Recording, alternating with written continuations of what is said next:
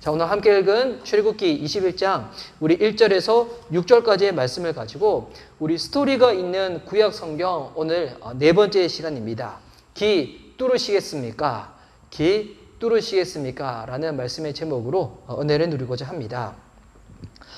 우리나라 같은 경우는 분단 국가이다 보니까 이 남자들이 군대를 갑니다. 군대를 갈 때 저는 그랬어요. 진짜 나라를 제가 투철이 사랑하는 마음이 많아서 군대를 간 것이 아니라 모르겠어요. 또 여기 있는 형제님은 또 그런 마음으로 군대를 갈 수도 있는데 저의 이렇게 하여튼 나약한 모습으로 이렇게 고백하는 거긴 하지만 근데 대개는 대한민국의 남자들이 군대에 왜 가는가? 이거는 이렇게 병력의 의무잖아요. 안 가면 안 되기 때문에. 그래서 대부분 가잖아요. 물론 나중에 우리나라가 또 이렇게 북한과 더욱더 이렇게 관계가 또 발전되어지고 또 언젠가 또 통일이 되어지겠죠. 또 통일이 되어져서 또 복음 가운데 통일이 되어져서 또 이 마지막 때에 진짜 이 섬기는 민족으로 주님께서 이 통일된 대한민국을 이 복음으로 하나 된 대한민국을 이 사용을 하실 건데 그때가 되면 징병제보다도 인원수도 줄고 또 모병제로 또 바뀔 가능성도 있겠지만 지금은 또 분단 사항이고 전시 사항이다 보니까 또 대한민국에는 남성들은 이 병역의 의무를 가지고 군대를 가게 됩니다. 최근에 이 드라마 중에서 또 지금 군대의 모습을 가지고 또 넷플릭스에서 나온 이 DP라는 드라마가 있잖아요. 근데 남자들은 그래요. 남자들은 늘 이렇게 라떼 그러면서 하여튼 본인의 군 생활이 제일 힘들어. 본인 군 생활이 제일 힘들어가지고 요즘 군대가 군대냐고 요즘은 예전에 비해서 횟수도 짧아들었고 부대에서 스마트폰도 보고 또 예전만큼 또 계급이 또 이렇게 그렇게 하지도 않는데 요즘 군대가 무슨 힘드냐고 라고 얘기를 하지만 그래도 여러분 군대는 힘든 사회예요. 왜 그런가? 내가 가고 싶어서 가는 게 아니잖아요. 거기는 자유가 박탈된 공간이거든요. 그리고 거기는 폭력을 합법화해가지고 훈련하고 배우고 전쟁을 치르기 위하여 준비하는 공간이다 보니까 그런 공동체다 보니까 거기는 또 계급사회가 있고 그러다 보니 20대에 가장 이 혈기가 왕성한 남자들의 자유를 박탈해서 그 속으로 데려간다. 군대의 이 편의시설이 아무리 좋아졌다고 할지라도 그냥 그 환경 자체가 이 사람의 마음을 되게 힘들게 만들거든요. 여러분 제가 이 얘기를 왜 하냐면 사람이란 존재는 그렇다는 겁니다. 사람은 주님이 우리를 어떻게 만드셨는가? 자유를 갈망하는 존재로 만드셨다는 겁니다. 우리가 누군가에게 속박을 당하고 구속을 당하고 우리의 자유가 박탈당한다. 여러분 이것만큼 이 사람을 힘들게 만드는 것이 없다는 겁니다. 여러분 이와 같은 이해를 가지고 오늘 본문을 봐야지 오늘 우리 본문에 대해서 우리가 더 정확한 이해를 할 수가 있는데요. 이 출애굽기는 1장부터 40장까지 이 전체적인 내용 중에서 1장부터 19장까지는 하나님께서 이스라엘 백성들을 구출하신 내용들이 나와 있어요. 그래서 되게 흥미진진한 스토리로 딱 나와 있죠. 그리고 나서 출애굽기 20장에서 하나님께서 모세를 시내 산으로 부르셔가지고 십계명을 허락하시죠. 그리고 출애굽기 21장부터는 여러 가지 규례들, 율법들, 그리고 성막을 어떻게 지어야 되는지, 제사장들은 어떻게 뽑아야 되고, 제사장들의 옷들은 어떻게 해야 되는지 그 이야기가 쭉 나옵니다. 그래서 출애굽기 19장까지는 많은 분들이 성경을 읽을 때 재밌게 읽어요. 정말 재밌는 내용도 많거든요. 예전에 예수님 믿기 전에 봤었던 그 이집트 왕자라는 애니메이션이 그냥 애니메이션인 줄 알았는데 성경 읽어보니까 야 이거 성경에 있는 내용이구나 막 이렇게 깨닫기도 하고 그런데 출애굽기 20장부터 넘어갈 때부터 잘 모르는 내용들 특별히 규례와 율법과 법에 대한 내용들이 막 나오다 보니까 성경 읽으신 분들이 많이 막 힘들어 하시다가 레위기에 넘어가면 많은 분들이 성경 통독을 거기서 포기하시게 되죠. 그래서 몇 번씩 말씀드렸지만 왜 레위기인가? 내 성경 통독에 위기가 왔다. 내 위기. 그래서 통독이 많이 이제 거기서 멈추게 됐는데 실제로 여러분 레위기는 그런 뜻은 아니에요. 그런 뜻은 아닌데 그런데 여기 보니까 십계명이 끝나고 난 다음에 바로 이어지는 여러분 첫 번째 법규가 뭐냐면 종에 대한 법규를 주님께서 말씀하십니다. 모세에게. 여러분 이 히브리 사람들은 애굽에서 400년 동안 어떻게 생활했습니까? 자유인의 신분으로 생활했던 것이 아니거든요. 종으로, 노예로 생활했던 거예요. 그렇기 때문에 그 누구보다도 노예로 살아가는 것이 여러분 얼마나 힘들고 답답한지를 가장 몸소 잘 아는 사람들이 히브리 사람들이었습니다. 여러분 그들은 그 400년이나 종살이 동안에 그 종으로서의 그 신분이 몸에 젖어 있긴 했지만 여러분 사람은 어떠하다고요? 자유에 대한 갈망을 자연스럽게 가지고 있는 존재라는 것입니다.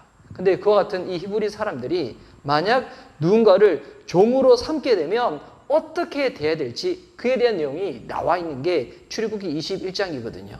먼저는 이와 같은 본문을 보면 이런 오해를 하시는 분들이 있어요. 하나님이 종에 대한 것, 노예에 대한 걸 이야기하니까 그러면 하나님은 이 노예 제도를 인정하시는 분이신가? 라고 오해하시는 분들이 있어요.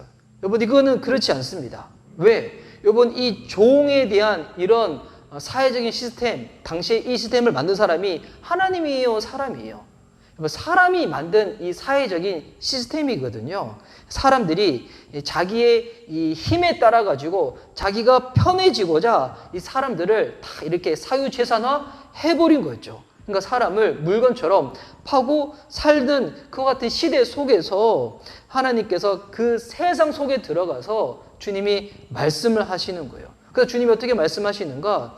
2절 말씀 보면 내가 히브리 종을 사면, 같은 히브리 사람들인데 만약 같은 히브리 사람을 종으로 사게 되면 그는 6해 동안은 섬길 것이요 7째 해에는 몸값을 물지 알고 나가 자유인이 될 것이며, 자 6년까지는 종살이로 있다가 7년째가 되면 어떻게 해야 된다는 거예요? 자유인으로 풀어주라는 것입니다.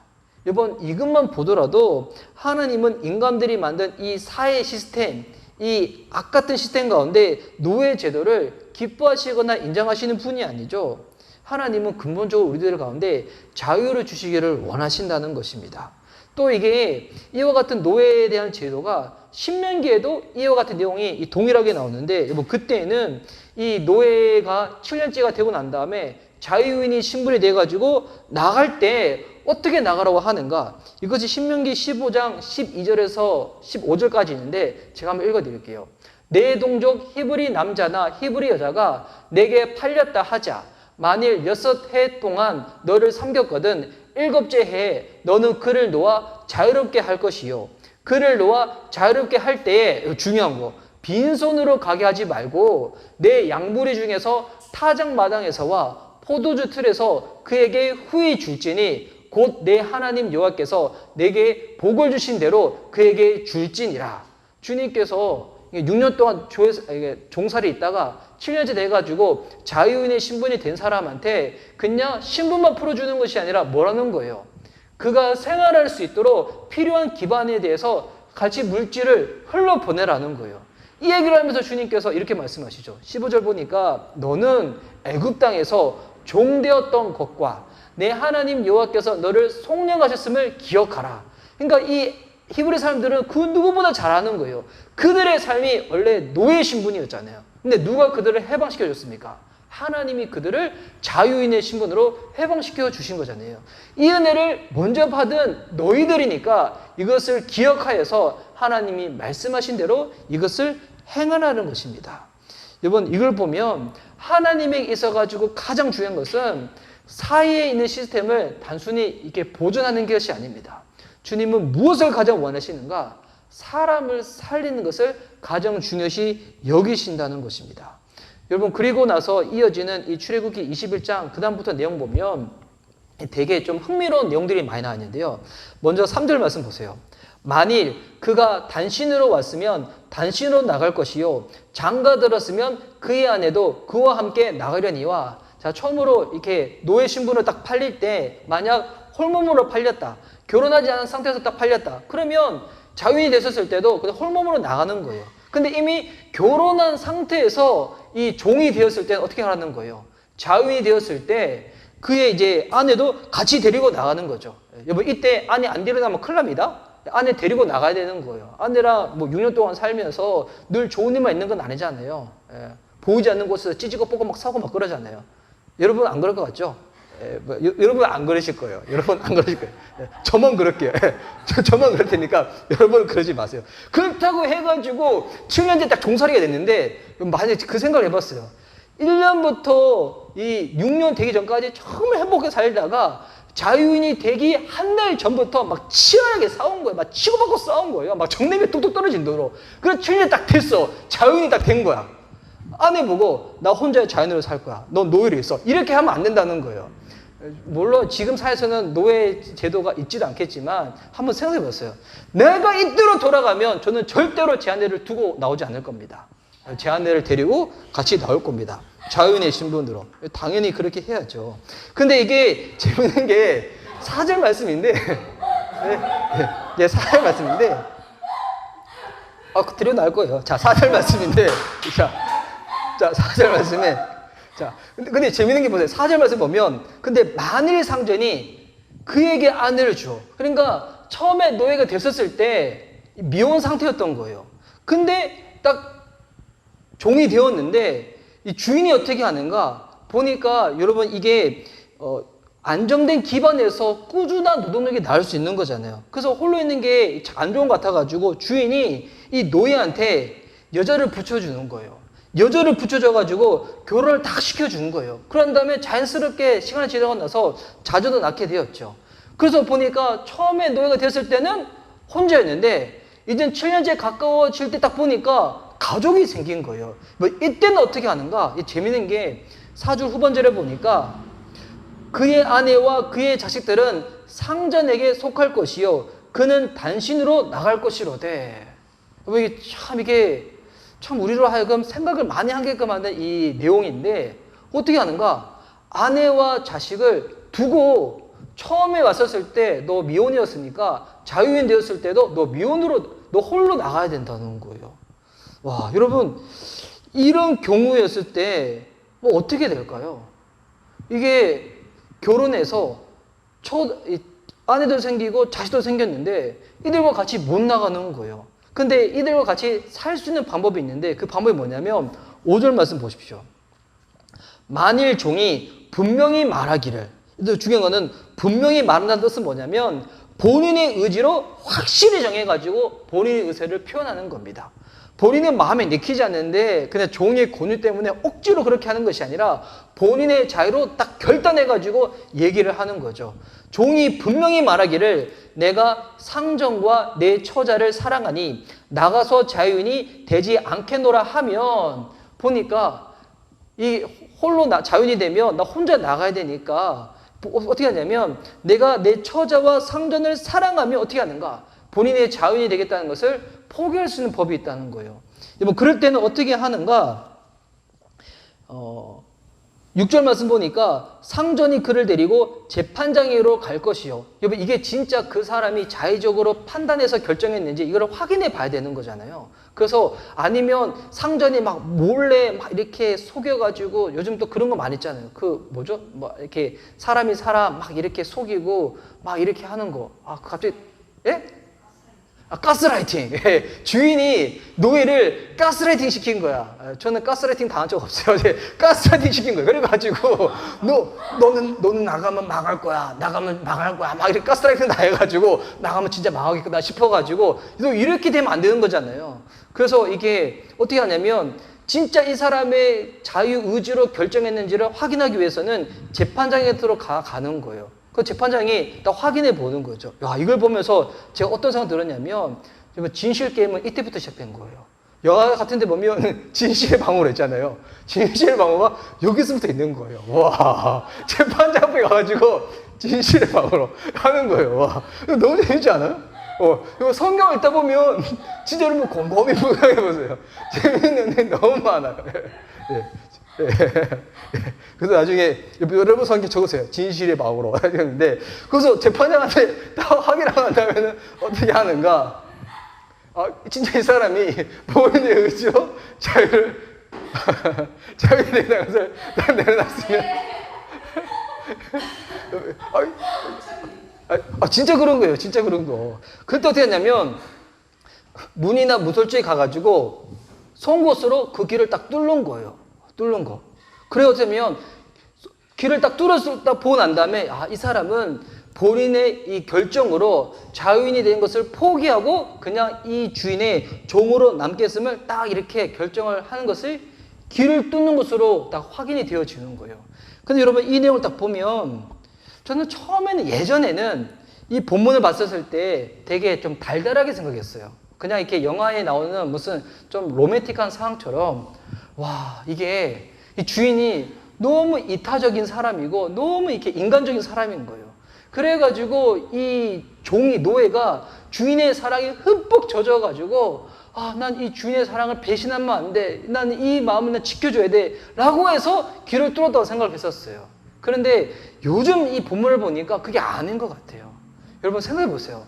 당시 사회는 지금보다도 훨씬 더 인권적인 부분이 여러분 이렇게 지켜주지 않아지는 그 시대였어요. 주인이고 종이에요. 여러분 이거는 또 종은 그냥 사람이 아니라 그냥 물건 취급하는 거예요. 누가 주종 관계에서 계속 평생토록 종으로 남고 싶겠어요. 근데 이걸 보니까 어떤 생각이 들었냐면 이거는 주인을 사랑해서 이 결정을 하는 것이 아니라 아내와 자녀를 본인이 너무 사랑하는 거예요. 근데 너무 사랑하는데 이들과 함께 있을 수 있는 방법이 이것밖에 없구나 싶어가지고 그냥 이 선택을 하는 것 아닌가 라고 생각을 해봤었는데 여러분 먼저 오늘 이 본문을 보면서 이 본문이 시간이 한참 지나가지고 지금을 사는 우리들한테 주는 메시지가 있습니다. 어떤 메시지가 있는가? 첫 번째는 우리가 신앙생활을 할 때 우리가 누구를 따를 것인가? 내가 어떠한 신앙으로 나갈 것인가? 여러분 이것은 누가 결정해 줘가지고 내가 딱 나가는 것이 아니라 이거는 나의 선택으로 나아가는 것이 중요하다는 것입니다. 우리가 신앙생활 할 때 누군가한테 도움을 받을 수도 있어요. 중보를 받을 수도 있고요. 또 여러 가지 또 이렇게 이야기를 들을 수도 있어요.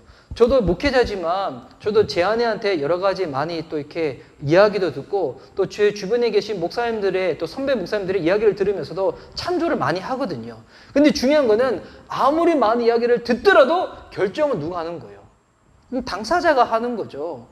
그래서 이게 뭐 가족분들 중에서 아무리 신앙생활을 잘하고 주님을 뜨겁게 사랑하는 사람이 있다고 할지라도 막 3대째, 4대째 집안에 나 태어난 나라고 하더라도 중요한 것은 우리 아버지가, 우리 할아버지가 어떤 신앙인이다. 이게 중요한 것이 아니라 내가 나의 신앙으로 주님 앞에서 어떻게 나가고 있는가. 여러분, 이게 중요하다는 거예요. 나의 신앙의 삶에 따라서 주님 앞에서 내 삶이 달라지는 것이고 또 언젠가 주님 만날 때 주님께서 우리에게 허락하시는 그 같은 상급도 달라진다는 것입니다. 여러분, 그렇다 해가지고 신앙생활 나 홀로 아무런 얘기도 듣지 않고 그냥 긴 먹고 살겠다 이 얘기가 아니라 좋은 이야기도 많이 듣고 좋은 권면도 받고 공동체에서 서로 사랑의 교제를 나누되 그 사랑의 교제를 힘입어서 내가 결정하며 나아가는 거죠. 내가 선택하며 나아가는 거죠. 그리고 이 본문을 통하여 우리가 더욱더 알아야 될 내용은 뭐냐면 여러분 종이 정말 아내와 자식을 사랑한다. 그래서 함께하고 싶다. 그랬을 때 만약 종에게 허락되어진 방법이 주인 앞에서 깃들어 가지고 이 방법밖에 없으면 여러분 이 내용이 정말 이 종이 잘한 선택이구나 라고 할 수가 있는데 근데 이 모세오경을 읽다 보면 이 처음에 구약 성경에 창세기, 출애굽기, 레위기, 민수기, 신명기를 읽다 보면 이 종한테는 또 다른 방법이 있습니다. 이 방법만 있는 게 아니에요. 또 다른 방법이 뭐가 있냐? 도망가는 방법이 있습니다. 도망가는 방법. 그래서 이 도망한 종들의 생명을 보호해주는 곳이 있는데 여러분 그곳이 뭐냐면 여러분 한번 성경 읽다가 한번 읽어봤을 거예요. 들어봤을 거예요. 도피성이라고. 여러분 도피성은 뭐냐면 본인이 알지 못하는 의도치 않는 상태 가운데 누군가의 생명을 해했을 때 이 사람의 그 마음을 지켜주고 생명을 지켜주기 위하여 피할 수 있는 곳으로 허락된 곳이 도피성이었거든요. 이 도피성이 성경에 처음으로 나온 데가 어디냐면 출애굽기 21장이에요. 출애굽기 21장의 이 뒷부분에 보면 이제 도피성에 대한 이야기가 나와요. 그리고 나서 이 또 도피성에 대한 이야기가 나중에 보면 민수기 36장, 신명기 4장, 19장에도 내용이 같이 나오는데 여러분 그래서 만약 종으로 주인 밑에 있는 것보다 좋은 거는 자유인의 신분이 되어가지고 이 아내와 가족들과 함께 사는 거잖아요. 만약 이 종이 정말 아내와 가족을 사랑한다면 어떤 선택을 해야 되는가? 도망가는 거죠. 그리고 도피성에 가는 겁니다. 그러나서 본인이 나중에 오더라도 아내와 자식들을 일부 같이 데리고 가는 거죠. 이 선택을 할 수 있는데, 근데 만약 자유인이 낼 수 있는 자격이 주어졌음에도 불구하고 이거를 가지 않는다, 이것을 선택하지 않는다, 여러분, 이것은 어떤 걸까요? 이 종이 그냥 종으로서의 생활 가운데 안주해 버리는 거예요. 여러분, 이 내용을 통하여 주님이 이스라엘 백성들 가운데 말씀하는 그 내용이 있어요. 여러분, 이 히브리 사람들은 그 누구보다도 종살이에 대해서 잘 아는 사람들이었잖아요. 그리고 이 성경을 읽다 보면 출애굽한 이스라엘 백성들이 앞으로 이루어질 사건들을 보면 다시 애굽으로 돌아가겠다고 이야기를 여러 번 하거든요. 먼저는 출애굽기 21장 앞부분에서 하나의 사건이 나와요. 언제 그러냐면 이들이 처음에 막 종살이할 때 막 죽겠다, 막 주님 살려달라 막 하다가 실제 주님이 모세를 통하여 다 건져내신 거예요. 조목조목 걸어갔는데 처음에 맞닥뜨렸던 이 장애가 뭐였습니까? 앞에 딱 보니까 홍해 바다가 딱 펼쳐져 있는 거예요. 그랬더니 다시 뭐라고 하는가? 우리 여기서 죽는다. 애굽의 병사들 쫓아온다. 우리 왜 데리고 왔냐? 막 불평을 해요. 그리고 난 다음에 그들이 홍해가 다 갈라지고 나서 광야 땅으로 들어가고 이제 시내 산에서 이 모세가 이 율법을 딱 받은 거거든요. 그런데 앞으로도 이스라엘 백성들 어떻게 하냐면 또 두 번 더 주님 앞에서 또 불평을 해요. 언제 그러는가? 이들이 광야 땅 닿는데 먹을 것이 없어 보이는 거예요. 그래가지고 우리 여기서 굶어 죽게 생겼네 막 또 이야기를 합니다. 그랬더니 주님이 뭘 주십니까? 만나를 먹여주시죠. 그리고 또 나중에 뭐가 있냐면 아말렉 족속과의 전투가 있는데 그때도 죽겠다고 막 얘기를 나눠요. 그리고 난 다음에 또 주님이 어떻게 하시는가? 이 모세의 중보를 통하여 요수가 적진의 맨 앞장에 나와가지고 이 전쟁 가운데 승리를 딱 경험하게 되거든요. 그러니까 이 히브리 사람들은, 이스라엘 사람들은 지금 신분은 어떤 신분입니까? 자유인의 신분인데 여전히 정신은 어디에 잡혀 있는 거예요? 애굽에게 잡혀 있는 거예요. 종살이로 잡혀 있는 거예요. 그들이 자유인의 신분으로 사는 것이 너무나 좋음에도 불구하고 아직까지 이 생각과 이 마음은 애굽의 바로가 그들 가운데 주인인 양, 여러분, 그들은 그렇게 행세를 하고 있었다는 것입니다. 자유인으로서 하나님 앞에서 믿음을 선택한 대로 살 수 있는 방법이 있음에도 불구하고 그 두려우니까, 귀찮으니까 어떻게 하는가? 종으로 남아 있겠다는 겁니다.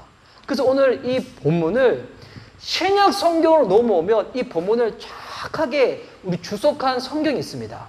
그 성경이 뭐냐면 로마서 6장에 나와 있는데요. 로마서 6장 15절에서 23절까지의 말씀입니다.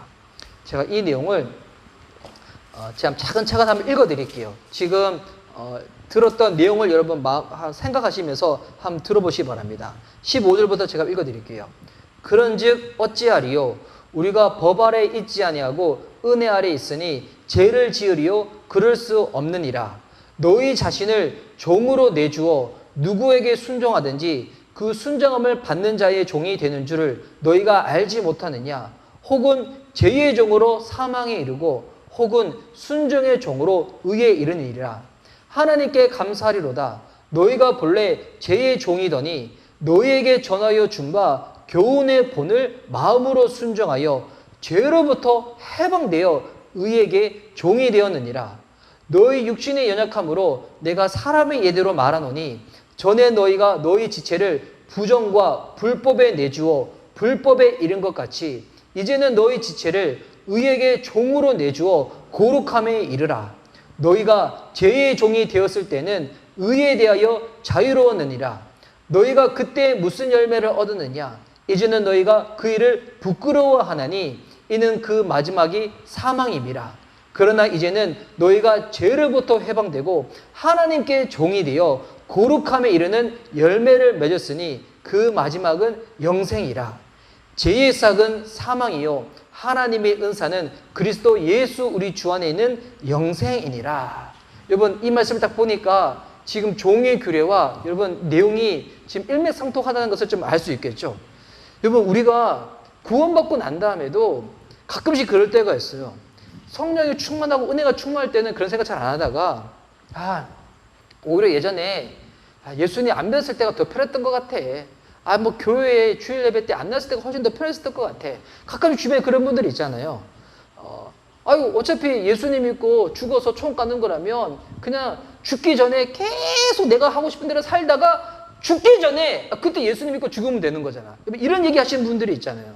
그러니까 이런 분들은 진짜 내가 주님 앞에서 예수님 믿는 것이 무엇인지 대해서 잘 모르시는 분들이 있어요. 그러니까 본인의 마음속에서 일어나는 하고 싶은 것들은 다 하고 그냥 마지막에만 천국 가겠다는 거예요. 여러분, 구원은 단순히 공간적인 이동이 아니에요.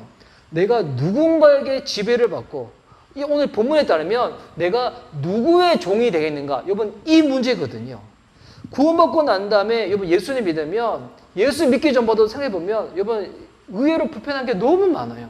물론 주님 안에서 누리는 평안과 기쁨이 있지만 예수님 믿는 하나님의 자녀다 보니까 특별히 안 믿는 가족들과 같이 사시는 분들 중에서는 나의 행동이 그들 가운데 어떻게 비칠까? 이것 때문에 신경 쓰이기도 하고 직장생활 할 때, 사회생활 할 때 내가 크리스찬으로서 내가 사는 이 모습이 그들 가운데 비칠 때 혹은 내 모습을 통하여 그들이 하나님을 오해할까 봐, 내가 하나님의 영광을 내가 짓밟는 자가 될까 봐 이것 때문에 신경 쓰이기도 하고 우리 안에 신앙 양심이 생기다 보니까 이것저것 신경 쓰고 골머리는 게 너무 많거든요. 그럴 때는 딱 그 생각 들죠.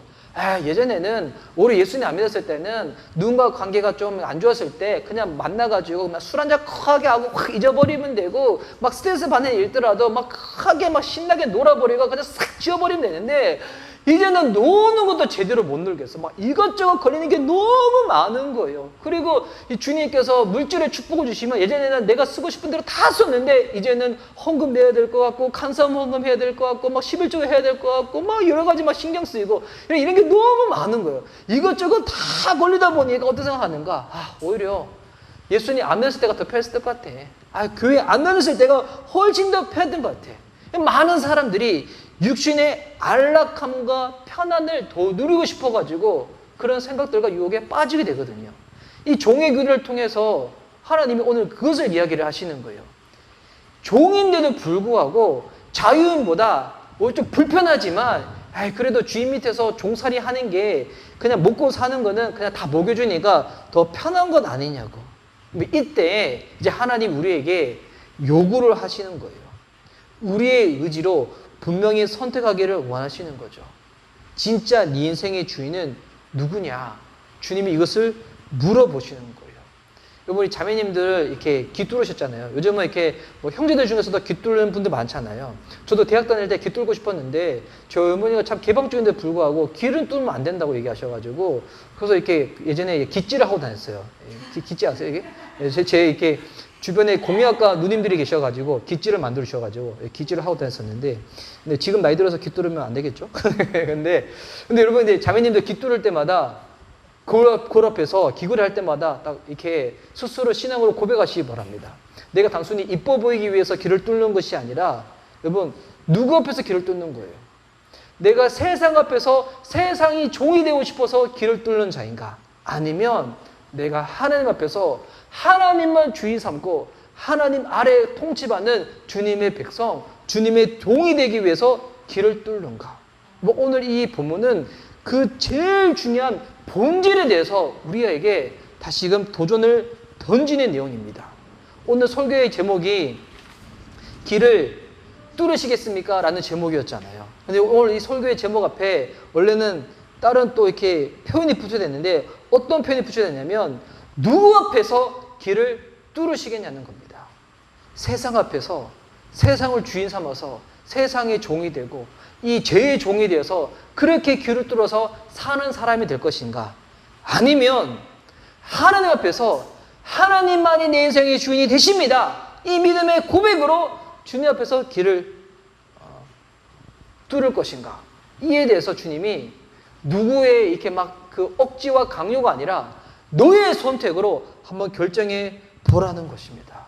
여러분, 오늘 이 말씀 앞에 다시금 우리가 영적인 길을 뚫었으면 좋겠습니다. 아멘. 세상과 이 눈앞에 보이는 수많은 환경 가운데 그냥 육신의 단순히 안락과 편안함 때문에 길을 뚫는 것이 아니라 조금 불편하더라도 나는 주님 앞에서 너무나 크신 사랑을 받았고 내가 어떤 자였는데 어떤 사랑으로 어떻게 구원받았고 어떻게 하나님 자녀가 되었는데 이 믿음의 고백 가운데 은혜에 감사해서 주님만 주인 삼겠다고 깃뚫는 자.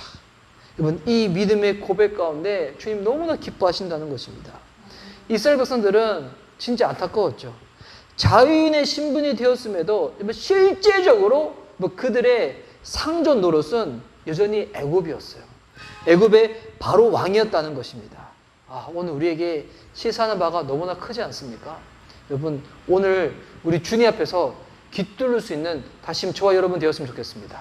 이미 우리 자매님들 깃뚫으신 분들은 오늘 집에 돌아가셔가지고 이게 귀걸이 딱 펼치실 때 주님, 저는 주님 앞에서 깃뚫은 자입니다. 다 확인하시고요. 형제들은 뭐 깃뚫기 좀 그러시다면 믿음으로 깃뚫으시기 바랍니다. 믿음으로 깃뚫으시고 믿음으로 귀걸이 차셔서 하나님 나는 주님 앞에서 깃뚫은 자입니다. 주님만 주인 삼아 그렇게 살아내는 저와 여러분 될 수 있기를 예수님의 이름으로 축복하는 바입니다. 아멘.